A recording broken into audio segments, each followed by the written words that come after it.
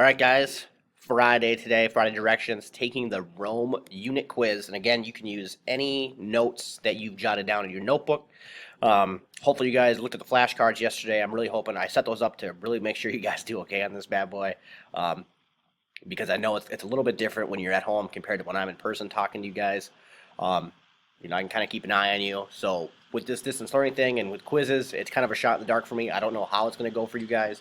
I can't get a general feel of how it's going. So hopefully you guys took the review seriously and you'll be able to kind of leave going into Christmas break on a good note. So the Rome quiz right here, you'll be able to click it. You get one chance at it, obviously. 42 points, all multiple choice. So I guess there's some true false in there. But it's just a lot of stuff that we talked about. I tried to focus on big themes. I didn't try to nitpick on the questions. I tried to look at the big picture for a majority. And for the people, I tried to focus on the people that had the most interesting kind of background or bio to hopefully, I would assume that you guys would maybe remember these people more because their story is so unique.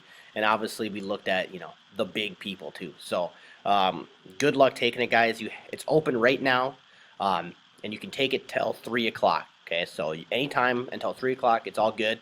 So if you need more time to prepare, do that. But after 3 o'clock, it's going to be counted as late, or missing.